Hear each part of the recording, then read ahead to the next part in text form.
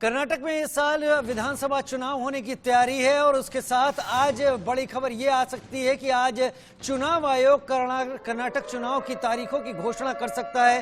कितने फेज में चुनाव होगा, 224 सीटें हैं कुल कर्नाटक विधानसभा चुनाव में, जिस पर चुनाव लड़ा जाएगा। उसको लेकर किस तरीके से पूरा चुनाव कैंपेन चलेगा, कब लोग अपना नामांकन दाखिल करेंगे, सबको लेकर आज तस्वीर स्थिति एकदम साफ हो जाएगी। और कर्नाटक विधानसभा चुनाव को लेकर सभी जो राजनीतिक दल हैं उन्होंने भी कमर कसी हुई है।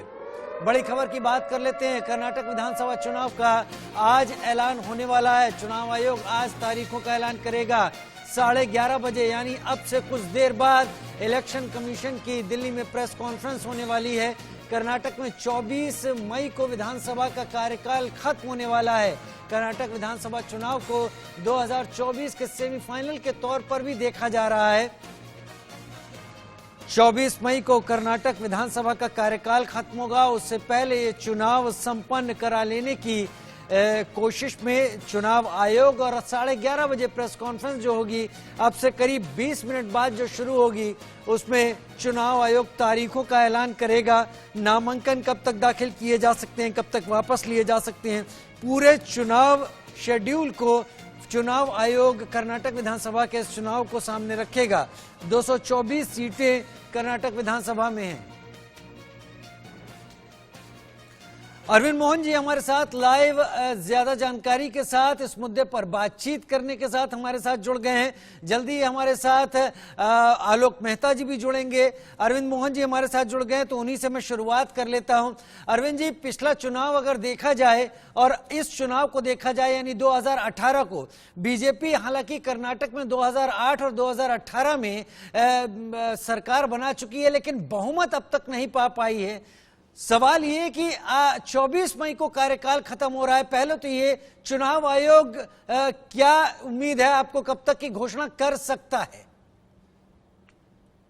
नहीं, आज की उम्मीद सब लोग कर रहे हैं और अब तारीख के हिसाब से ये वक्त ही लग रहा है कि सही है, क्योंकि अब इससे ज़्यादा देर करने से बाकी जो प्रक्रिया चुनाव की अपनी एक लंबी होती है कि नोटिफिकेशन होगा, नॉमिनेशन होगा, स्क्रूटनी होगी, चुनाव प्रचार का वक्त आना चाहिए, फिर उसके बाद वोटिंग पड़ना भी एक पॉइंट है, और उसके बाद ये है कि वोटिंग में कई जगह बूथों पे कई जगह गड़बड़ होती है, तो उसके सुधार का भी 1-2 दिन का गैप रखना जरूरी है।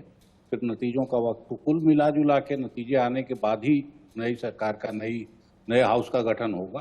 तो उस हिसाब से अब तारीख मेरे ख्याल से अब टाली नहीं जा सकती। अब चुनाव का अनाउंसमेंट होना ही चाहिए, और जिस तरह से पार्टियां लगी हुई हैं, चुनाव आयोग भी उसी तरह से लगा ही होगा।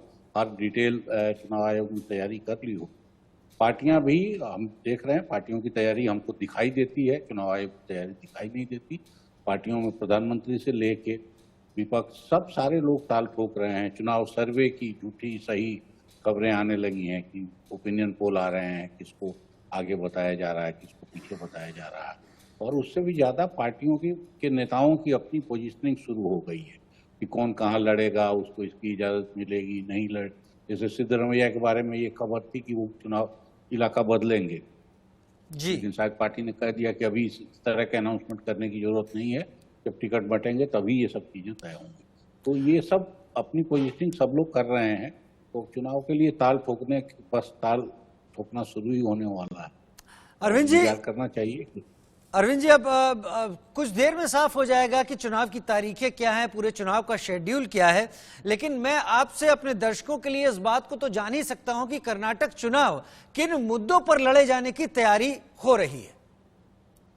देखिए, मुद्दे इधर काफी समय से, मैं कहूँगा जब से नरेंद्र मोदी का इमरजेंस हुआ है, नरेंद्र मोदी अपने आप में एक बड़ा मुद्दा है। उनकी कार्यशैली, उनकी राजनीति, उनका काम, उनके रिकॉर्ड, ये अपनी जगह है। और बीजेपी के लिए सबसे बड़ी ताकत अब वही रह गए हैं। बीजेपी सरकार चला चुकी है वहाँ 2 दफे, और सरकार का कामकाज जैसा भी है, मेरे हिसाब से कोई बहुत ऐसा ब्राइट नहीं है कि उसके नाम पे वोट मांगा जाए। बीजेपी ने खुद अपने मुख्यमंत्री बदले हैं, और उससे भी ज्यादा इस मुख्यमंत्री को लेके भी कहा जा रहा है कि इनके कामकाज को लेके बहुत ज्यादा उत्साह नहीं है। तो पार्टी मुख्य रूप से नरेंद्र मोदी के नाम पे लड़ेगी, और बीजेपी की लड़ाई जो होती है अमित शाह और नरेंद्र मोदी वाली बीजेपी की, वो भारी तैयारी, उतनी तैयारी अब तक हमने चुनावों में देखी नहीं है। कि साधन से लेके और लोगों की अपनी ऊर्जा और अपनी, प्रधानमंत्री खुद जितनी मेहनत करते हैं वो अब तक हमने देखा नहीं है कि कोई प्रधानमंत्री चुनाव में इस तरह से उतरता हो और इतनी तैयारियां करके उतरता हो। तो बीजेपी से चुनाव लड़ना सिर्फ क्योंकि अरविंद जी ऐसा लगता है कि जो भी चुनाव हो रहे हैं, विधानसभा चुनाव, आगे आने वाला लोकसभा चुनाव, कसौटी पर बीजेपी की तरफ से प्रधानमंत्री को ही कसा जाता है। आप जो बात कह रहे हैं उसको क्या मैं इस तरीके से समझूं कि बीजेपी कर्नाटक में केवल प्रधानमंत्री मोदी के करिश्मे पर ही अब भरोसा कर रही है? नहीं, सिर्फ करिश्मे का नहीं है, और चीजें भी हैं। जैसे सोशल इक्वेशन में जो सबसे डोमिनेंट कास्ट है वहाँ, वो अभी भी मोटे तौर पे बीजेपी के साथ है, तो वो इनकी बहुत बड़ी ताकत है। और अब तक जो बीजेपी वहाँ आई है पावर में, और येदियुरप्पा की इज्जत अगर इतने अदल बदल और सबके बाद बची हुई है, और अभी भी प्रधानमंत्री जाते हैं तो आगे बढ़ के उनको नमस्ते करते हैं, उनके बेटे को कई तरह के आश्वासन देते हैं, तो वो मुख्य रूप से उसी कम्युनिटी की ताकत है। तो वो कम्युनिटी की मारामारी रहेगी, और वो सबसे ज़्यादा डोमिनेंट नंबर में भी हैं, पॉलिटिकल सोशल इन्फ्लुएंस में भी हैं। जो राइवल उनके लिए वोकलिगा वोट है, लिंगायतों की बात मैं कर रहा हूँ, वोकलिगा वोट जो है वो पॉकेट है उनके, और उसमें अभी भी देवगौड़ा परिवार का है। लेकिन वोकलिगा वोट कभी भी पूरे राज्य की पॉलिटिक्स डिसाइड नहीं करते हैं। वो नंबर तो जितवा लेंगे एमएलए में, लेकिन चुनाव डिसाइड नहीं करते। नहीं अरविंद जी आप जो वोकल इंगा की बात कर रहे हैं, अगर मैं थोड़ा सा आंकड़े भी आपने दर्शकों और आपने तो खैर इन पर ध्यान दिया ही होगा कि दलित करीब 19.5% हैं, ओबीसी 16% हैं, और वोकल इंगा और लिंगायत ये अगर मिला दिया जाए तो ये 25% होते हैं। करीब 14% वोकल इंगा है, मुस्लिम 16% है। तो वोकल इंगा और लिंगायत को अगर रिझाने की बीजेपी कोशिश करती है तो उसे चुनावी दांवपेच की तरह ही देखा जाए, ये असर डालते हैं कर्नाटक के चुनाव पर? नहीं, यही सबसे ज्यादा असर डालते हैं। असल में अभी तक जो चुनाव बीच में अगर अलग गए हैं तो वो ओबीसी वोटों के पॉलिटिक्स पे गए हैं, वो मुसलमानों की पॉलिटिक्स पे गए हैं, वो दलितों के वोट पे गए हैं। और कांग्रेस को ये एडवांटेज एक किस्म का है कि उसका इन ग्रुप्स में अच्छे लीडर उसके पास हैं, और पूरे प्रदेश में एक तरह का असर है। जैसे मैं वोकलिगाओं के लिए कह रहा था कि बंगलोर और आसपास ही उनका असर ज्यादा है, तो उस तरह से ये सब ग्रुप हैं। असली मुश्किल ये है कांग्रेस के लिए कि लीडरशिप मोदी के मुकाबले का कोई वहां दिखाई नहीं देता। तो और जो हैं उनकी अपनी लड़ाई है काफी, जो क्षेत्रीय नेता जो उनके अपने हैं उनकी आपस की लड़ाई काफी है। तो सारे ग्रुप एक साथ नहीं आते हैं। लेकिन तब भी अगर दलित ऑल इंडिया अध्यक्ष बना दिया है कांग्रेस ने, वहाँ सिद्धरमैया 2 टर्म चीफ मिनिस्टर रहे हैं, वहाँ अभी भी लिंगायतों का नेता उनके पास है, उनके पास मुस्लिम वोट बीजेपी से अगर नाराज चलेगा तो वो वोट आने की गुंजाइश है। तो ये सब इक्वेशन अगर फेवरेबल बन जाए तो कांग्रेस ने पिछली दफे भी बीजेपी को काफी अच्छी तरह से वो लड़ाई हुई है, बल्कि वहाँ सरकार बनाने बदलने का काम तो विधानसभा बनने के बाद हुआ है जी। उसमें कांग्रेस ने जल्दी की, तो फिर बीजेपी ने उनके लोग तोड़े, ये सब खेल हुआ है। वोट के गणित के हिसाब से अगर आप देखेंगे तो कांग्रेस कमजोर नहीं लगती अभी। अब ये जरूर है कि मोदी के मुकाबले उनके पास कोई चेहरा नहीं है, बीजेपी की तरह चुनावी तैयारियां उनकी नहीं होती हैं या नहीं, अब तक वो उस तरह अभी क्या होगा इस बार।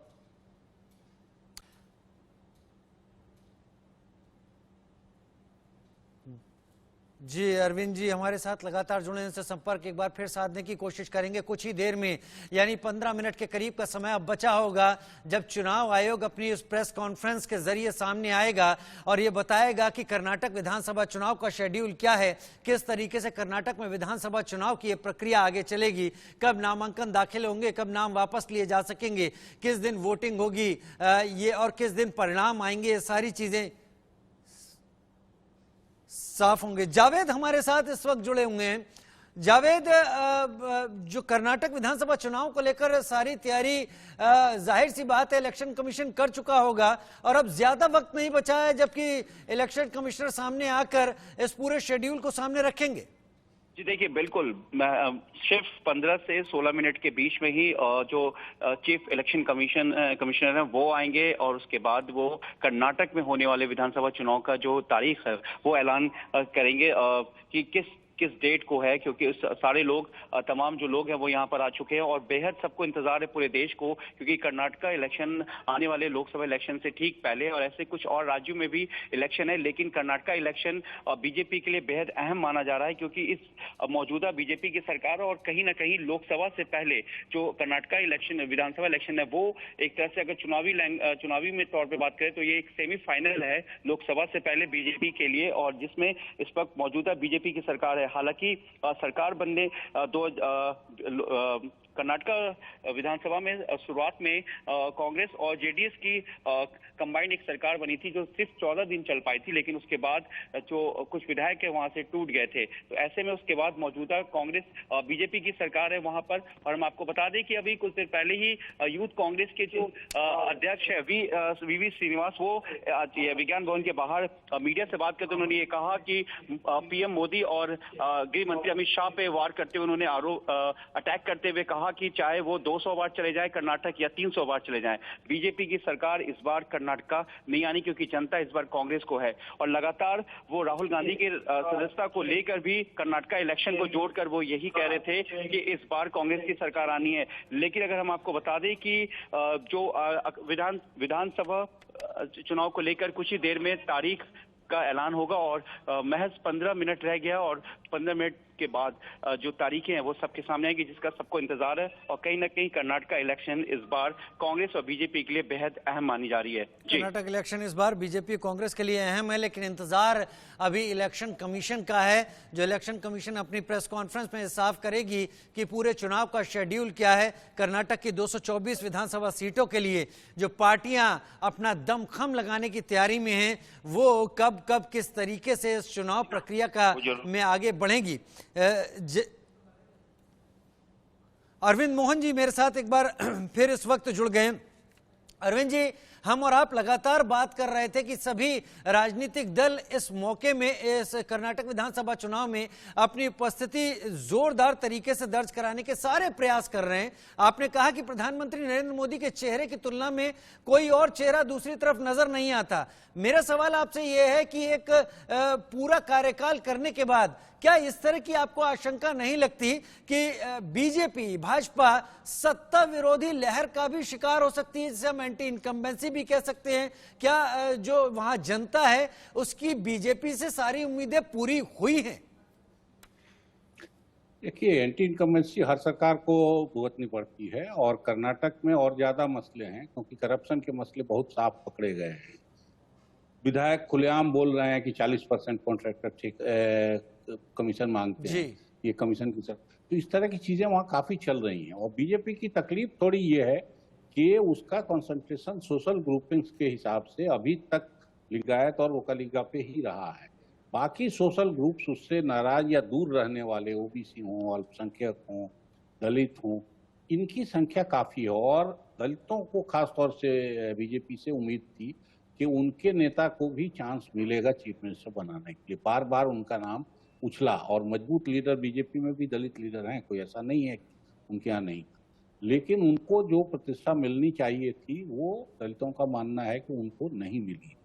तो ये पॉसिबिलिटी है कि जो बाकी सोशल ग्रुपिंग्स हैं, और वो आप गिनती आप खुद बता रहे हैं कि 18% ओबीसी हैं, तो दलित हैं लगभग उतने ही, करीब 20% दलित, थोड़ा कम, हाँ उससे थोड़ा कम अल्पसंख्यक वोट है। अल्पसंख्यकों में कुछ जिलों में क्रिश्चियन वोट भी कर्नाटक के लिए। ठीक है सर बने रहें आप हमारे साथ, आपसे एक लंबी चर्चा करेंगे आज कर्नाटक विधानसभा चुनाव के शेड्यूल को लेकर।